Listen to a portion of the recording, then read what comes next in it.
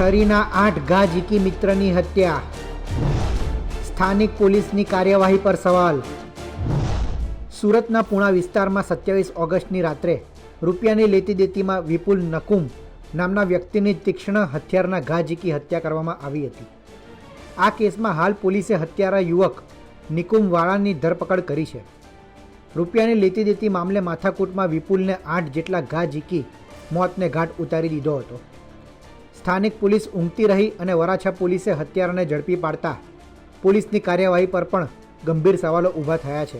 સુરતના પૂણા વિસ્તારમાં સીતારામનગર સોસાયટીના નાકે આરોપી વિપુલ વાળાએ પોતાના જ ગામના વતની વિપુલ નકુમને છરીના 8 જેટલા ઘા ઝીકી મોતને ઘાટ ઉતારી દીધો હતો. હત્યાની ઘટના બાદ આરોપી ફરાર થઈ ગયો હતો. આરોપીની ધરપકડ કરવા પૂણા પોલીસ સહિત ક્રાઇમ બ્રાન્ચની ટીમ કામે લાગી હતી.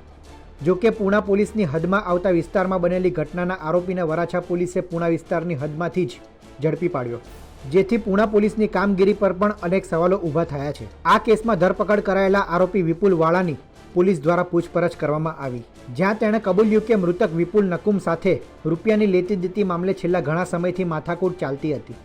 રૂપિયાની લેતી દેતી મામલે બંને વચ્ચે સામાન્ય બોલાચાલી બાદ ઉગ્ર માથાકૂટ થઈ હતી, જે દરમિયાન રોષે ભરાયેલા વિપુલ વાળાએ પોતાની પાસે રહેલા ઘાતક હથિયાર વડે વિપુલ નકુમ પર જીવલેણ હુમલો કર્યો હતો. આ ઘાતક હુમલામાં વિપુલ વાળાએ છરી જેવા તીક્ષ્ણ હથિયારથી વિપુલ નકુમ ઉપર ઉપરા છાપરી 8 જેટલા ઘા ઝીકી દીધા હતા. ગંભીર ઈજાના કારણે વિપુલ નકુમનું મોત निपज्યું હતું. तारीख 27 अगस्त 2025 को पुणे पुलिस स्टेशन में रात कोई 11 बजे एक मर्डर की घटना बनी थी, जिसमें मरण जनार का नाम विपुल भाई बुराभाई नकुम था और मारने वाले का नाम, जो आरोपी है उसका नाम विपुल भाई शंभू भाई वाड़ा था. वराछा की टीम ने अपने अंगत सोर्सेज और टेक्निकल और ह्यूमन सर्वेलेंस से इस आरोपी को सूरत शहर के वराछा विस्तार और पुणे विस्तार के बाउंड्री पे इसको पकड़ लिया है और इसने जो आरोपी है उसने मरण जनार को चाकू से 8 बार उस पर मार के उसकी हत्या की थी. अभी हम इसको हमने अरेस्ट कर लिया और इसमें कायदेसर कार्रवाई के लिए अभी हम इसको कोर्ट लेके जाएंगे और रिमांड के लिए रजू करेंगे. हत्या किस बारे में? हत्या पैसे की लेती देती के बारे में थी. अभी ये इससे क्वेश्चनिंग में हमें पता चलेगा कि टोटल जो पैसा का लेन देन था वो कितने का था. अभी हम ऑनरेबल कोर्ट से इसका रिमांड लेके आएंगे, इसे डिटेल इन्फॉर्मेशन.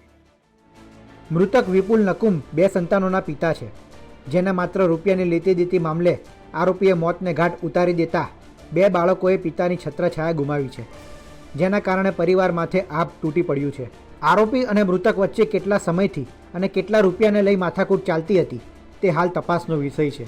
ખરેખર રૂપિયાની લેતી દેતીમાં જ આ હત્યા કરવામાં આવી છે કે કેમ તેને લઈને પણ પોલીસ તપાસ કરી રહી છે. સુરતથી સંવાદદાતા સંજયસિંહ રાઠોડનો રિપોર્ટ, ગુજરાત તક.